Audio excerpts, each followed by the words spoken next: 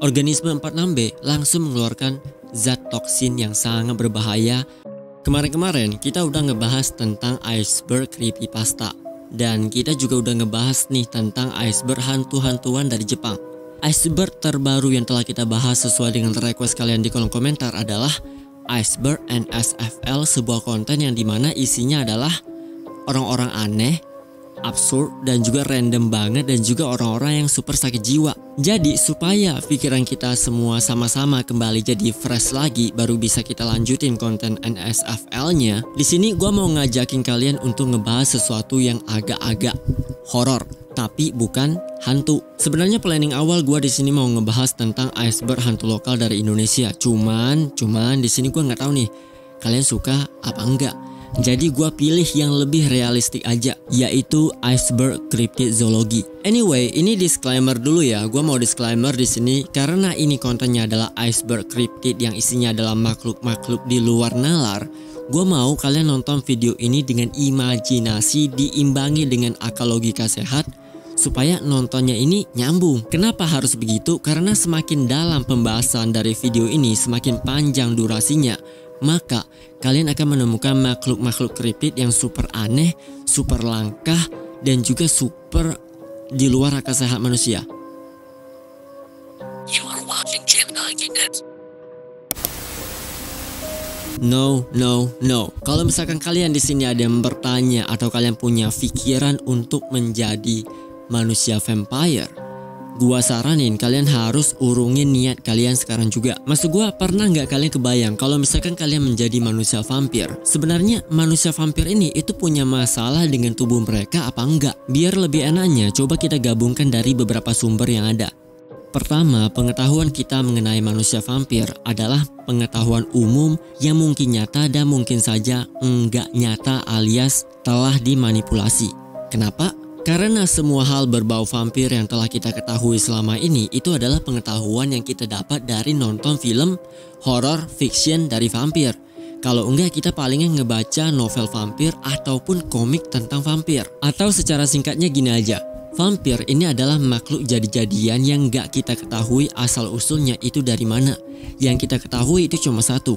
Kalau misalkan ada manusia yang normal yang terinfeksi atau kena gigit sama manusia vampir, maka manusia ini itu nantinya akan berubah menjadi manusia vampir. Sedangkan bentuk perubahan fisik pada manusia yang berubah menjadi manusia vampir, sampai di sini kita aja nggak tahu nih itu bentuk aslinya kayak gimana. Sampai di sini coba kalian bayangin deh, kalian nggak tahu itu vampir seperti apa, terus kalian tiba-tiba mau jadi vampir. Soalnya di sini ada dua kemungkinan yang akan terjadi. Pertama, ada yang bilang manusia bisa menjadi lebih muda setelah terkena gigitan dan berubah menjadi manusia vampire. Di satu sisi, ada juga yang bilang manusia yang menjadi vampir akan menjadi abadi tapi enggak mengalami perubahan fisik, atau kata singkatnya, ketika seseorang digigit pada usia ke-50, maka ia akan menjadi vampir abadi dengan penampilan 50 tahun. Nah, yang ngebikin kisah dari vampir menjadi semakin lebih menyeramkan adalah ketika kalau misalkan ada seorang manusia yang terkena gigitan vampir dan berubah menjadi vampir,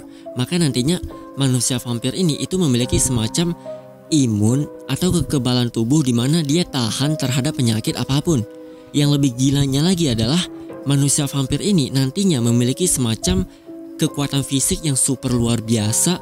Dia tahan api, bisa berlari kencang banget, kebal terhadap tembakan peluru, bahkan kebal terhadap senjata tajam. Tapi ada juga beberapa versi yang cukup aneh, di mana ada yang bilang manusia vampir itu bisa terbang dan juga bisa jalan di air. Untuk dapat bertahan dari kepunahan, vampir akan menghisap darah manusia dan memperbanyak koloninya. Sampai di sini kita nggak tahu nih kebenaran tentang manusia vampir itu kayak gimana. Teorinya gini, kalau misalkan manusia vampir sekuat ini dan bisa dengan mudah untuk menciptakan sebuah koloni, gimana ceritanya manusia vampir itu bisa punah? Atau jangan-jangan selama ini manusia vampir sebenarnya mereka itu nggak punah, melainkan mereka itu bermutasi menjadi manusia baru, manusia gen baru yang ternyata manusia-manusia ini itu adalah kita semua. Teori baru, men. Oke, cukup. Sekarang kita kembali ke dalam realita. Menurut masyarakat pada mitologi kuno, jika ada manusia yang telah meninggal dan tiba-tiba menghilang dari area liang lahat, maka ini artinya mereka telah hidup kembali dan menjadi manusia vampir.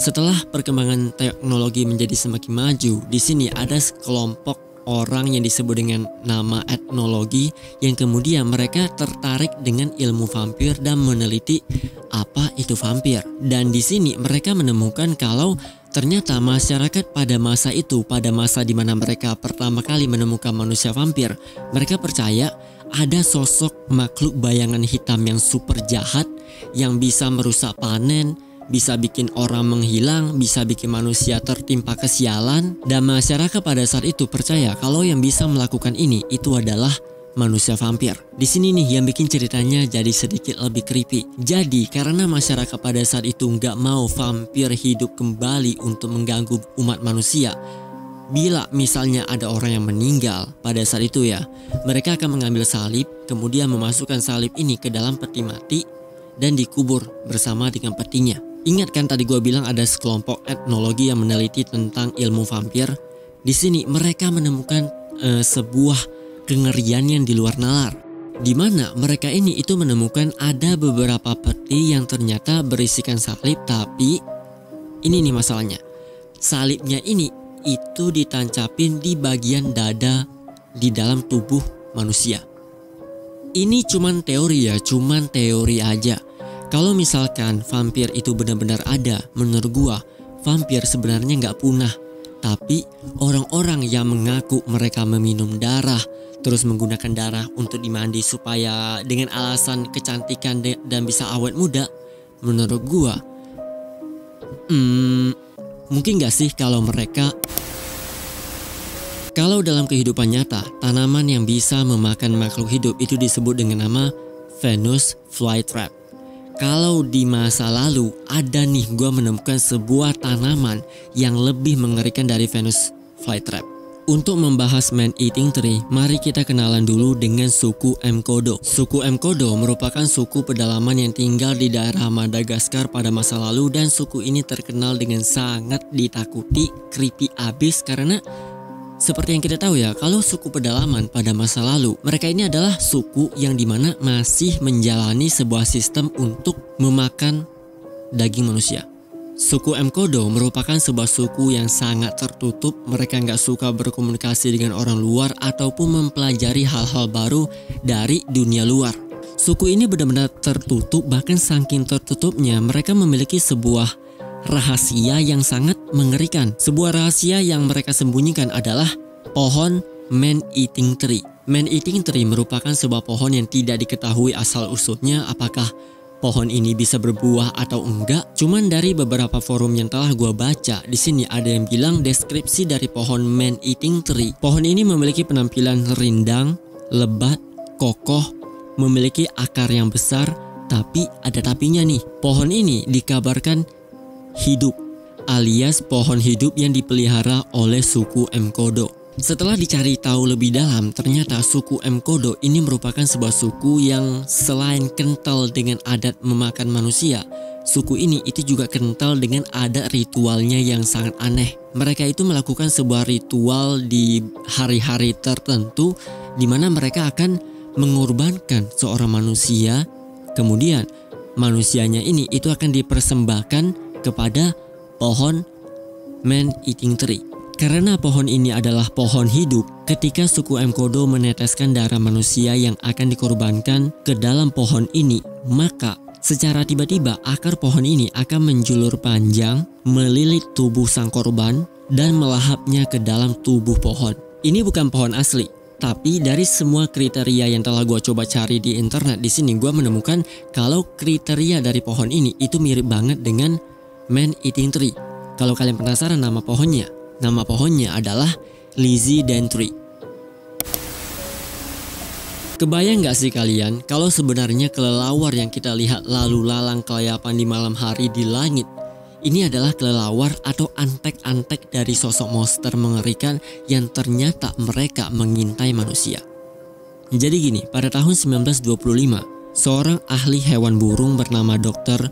Ernest Bertel melakukan pendakian ke Gunung Salak dan menuju ke arah air terjun. Ketika Dr. Ernest tiba di Gunung Salak dan dia mencoba untuk melewati jalur air terjun, disinilah pertama kalinya dia melihat sosok kelelawar yang super besar terbang di atas kepalanya. Penampakan sosok kelelawar ini kemudian membuat Dr. Ernest ini menjadi semakin terinspirasi dan menjadi semangat untuk meneliti sosok dari kelelawar ini. Kalau kalian bertanya seberapa nekat si Dr. Ernest ini orang benar-benar nekat. Dia ini sendirian di Gunung Salak. Udah sendirian di Gunung Salak, dia mutusin untuk tinggal 2 tahun di Gunung Salak sendirian sambil mendirikan tenda gubuk. Ketika Dr. Ernest ini mau masuk ke dalam gubuknya untuk tidur, di saat itu juga lah tiba-tiba dia mendengar suara jeritan makhluk aneh yang kalau dia dengerin secara perlahan-lahan, suaranya itu mengucapkan sebuah kalimat Ahol. Di sinilah kemudian dia memutuskan untuk memberi nama kelelawar raksasa ini sebagai atau dengan sebutan Ahol. Lalu bagaimana dengan bentuk dari Ahol ini? Bentuk kelelawar Ahol ini sangatlah besar. Sayapnya aja itu memiliki lebar sekitaran 18 sampai 25 kaki. Kalau diibaratkan ketika si Ahol ini mengepakkan sayapnya, maka seluruh area ini akan terkena hembusan angin dan bisa bikin daun-daun di pohon itu bergoyang. Yang lebih creepy-nya lagi adalah Ahol memiliki wajah dan badan seperti kera dan juga memiliki cengkraman kaki yang kuat disertai kuku yang sangat panjang. Konon katanya Ahol memang hidup di Pegunungan Salak. Ahol ini itu memakan makanan yang ada di area hutan seperti menangkap ikan, hasil buruan dan juga buah-buahan.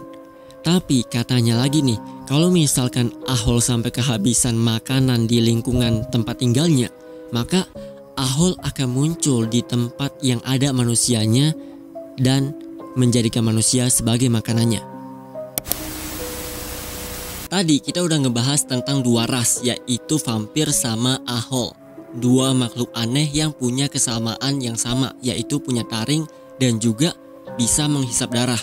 Sekarang gue mau ngebahas ras yang lebih aneh. Jadi gini, pada tahun 1887 di daerah Wexford County, Michigan, Amerika, di sini ada 2 laporan mengenai 2 penebang pohon yang ternyata orang ini itu melihat sosok manusia jadi-jadian berkepala anjing. Lucunya adalah ketika penebang pohon ini melaporkan kejadian penampakan manusia berkepala anjing, ternyata para petugas itu nggak merespon dengan benar. Kenapa? Karena berdasarkan kronologi kejadian yang telah diinvestigasi sama petugas ini, area tempat mereka melakukan penebangan hutan berlokasi di area hutan yang sangatlah luas. Hutan yang lebat, penuh dengan pohon-pohon tinggi, pokoknya hutan yang belum terjamah sama manusia. Secara singkatnya gini, polisi itu beranggapan kalau kedua penebang pohon ini adalah orang yang masih pemula yang baru aja mendapati job untuk menebang pohon di area hutan yang sangat besar. Atau katakanlah kedua penebang pohon ini mereka takut terhadap hutan yang luasnya bukan main,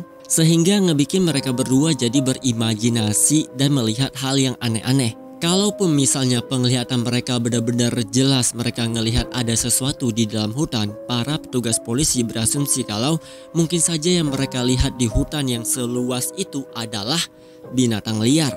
Bisa jadi harimau, serigala, beruang hutan, simpanse ataupun anjing hutan. Di sini nih yang bikin ceritanya menjadi sedikit aneh. Walaupun kedua penebang pohon diduga mengalami halusinasi, mereka bisa menjelaskan secara rinci makhluk yang mereka lihat itu seperti apa. Kalau gue coba deskripsikan bentuk makhluk yang mereka lihat ini seperti apa, kurang lebih itu seperti ini. Manusia ini atau kedua penebang pohon ini pada saat itu sedang menebang pohon. Mereka itu merasa ada yang aneh dengan di sekitar area mereka. Ketika mereka ngelihat ke arah belakang, di sini salah satu penebang pohon itu merasa kalau ada yang sedang ngintip. Pas dia perhatiin lebih jelas lagi nih, ternyata yang ngintip di balik semak-semak adalah manusia berkepala anjing. Sosok manusia berkepala anjing ini itu memiliki mata berwarna biru. Tapi dari deskripsi yang gua dengar ada yang bilang juga kalau matanya itu berwarna kuning. Terus yang paling creepy-nya adalah ketika Michigan Dogman ini bersuara, maka akan mengeluarkan suara lolongan. Nah, walaupun sebenarnya nggak ada laporan tentang penampakan sosok makhluk Dogman di daerah Michigan, tapi pada tahun 1937 ternyata gue dengar ada seorang pria yang ngelapor kalau dia diserang oleh 5 ekor anjing. dari kelima ekor anjing ini, 2 diantaranya ternyata bisa berjalan alias berdiri kayak manusia. Tidak hanya itu, pada tahun 1950 sama 1967 lagi-lagi muncul sebuah laporan yang sama. Apakah Dogman itu benar-benar ada di dunia nyata?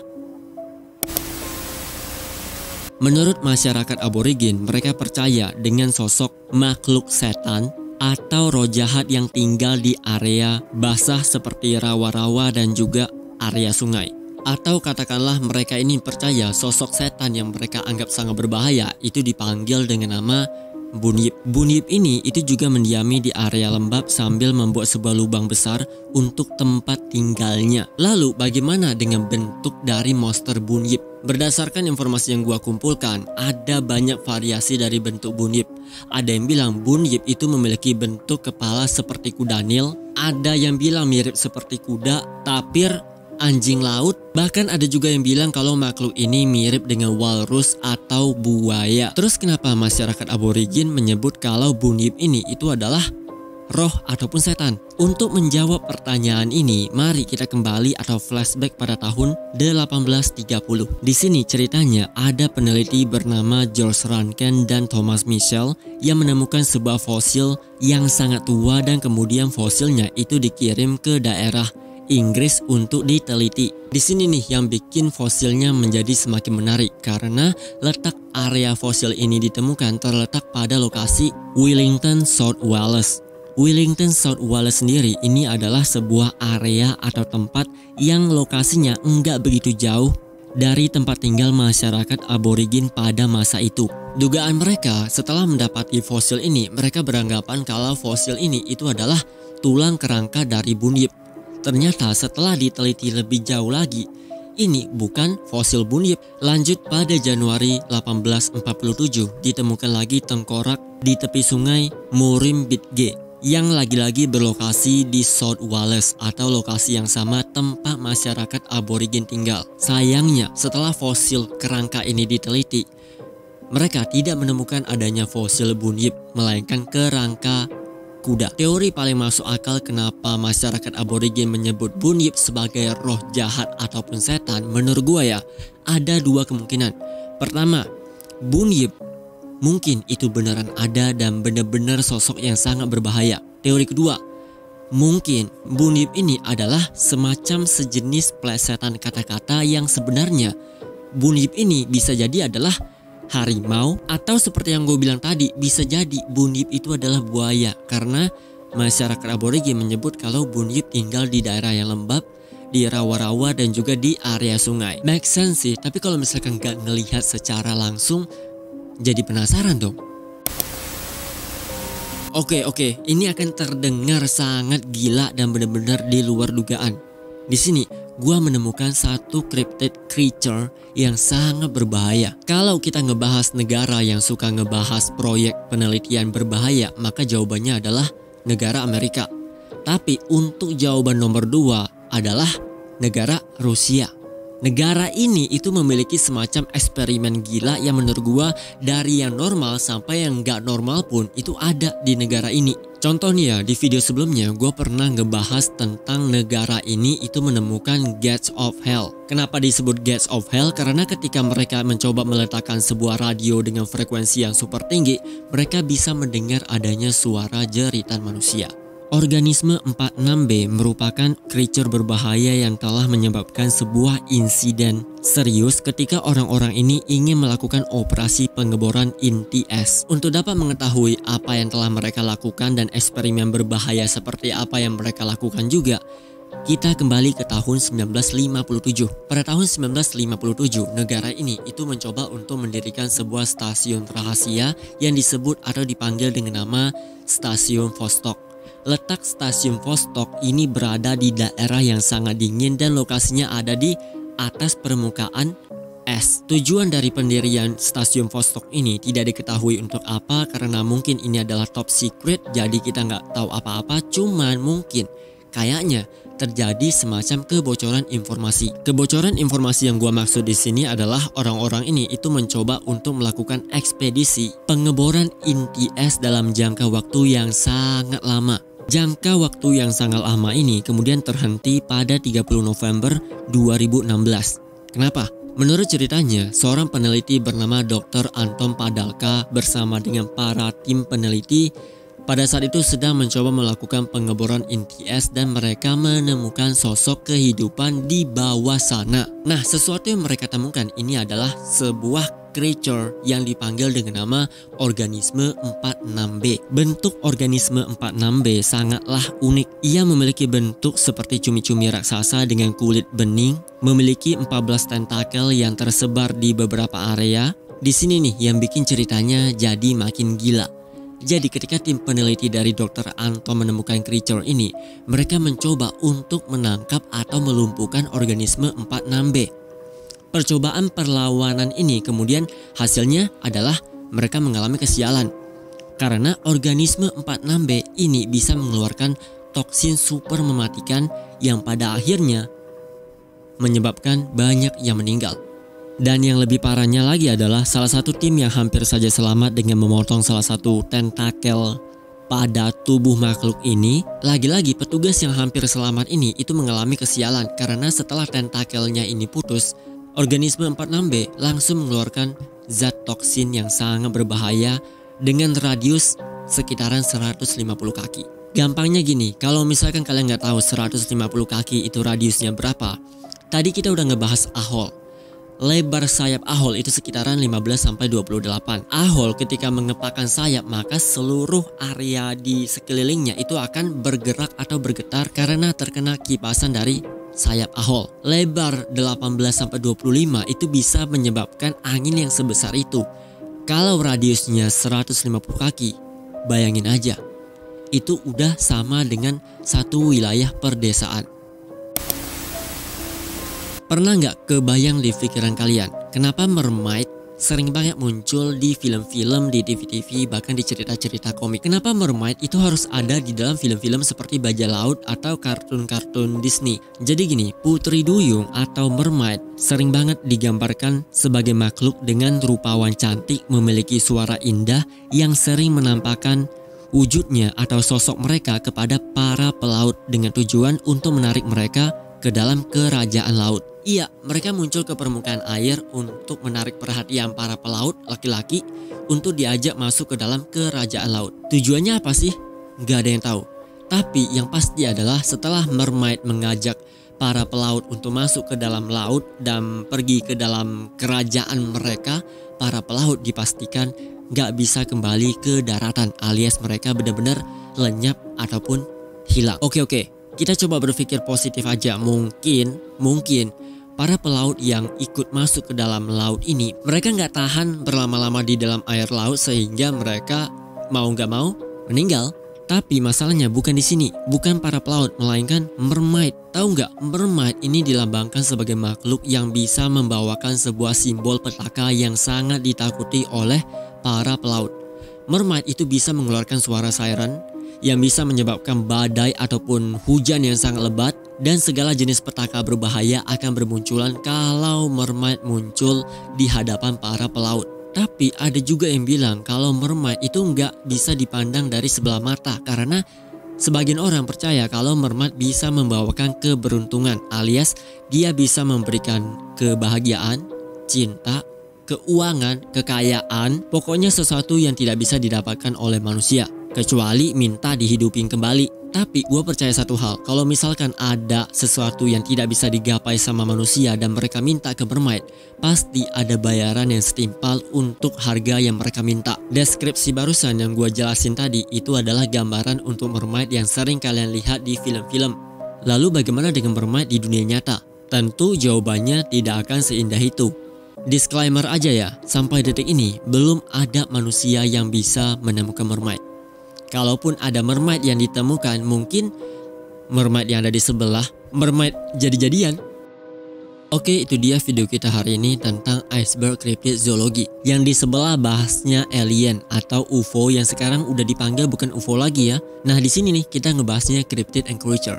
Seperti biasa, untuk kalian yang suka dengan video kali ini, silahkan tinggalkan like, share, and comment di bawah. Kalian bebas komen apa aja, bisa berupa teori, atau iceberg selanjutnya mau ngebahas apaan, atau kalian mau nambahin list scripted zoologinya, kalian bisa tulis semuanya di kolom komentar. Like, share, jangan lupa, dan subscribe bagi yang belum subscribe. And thank you untuk kalian yang masih stay tune, udah subscribe Game 90net. So see you again on the next video.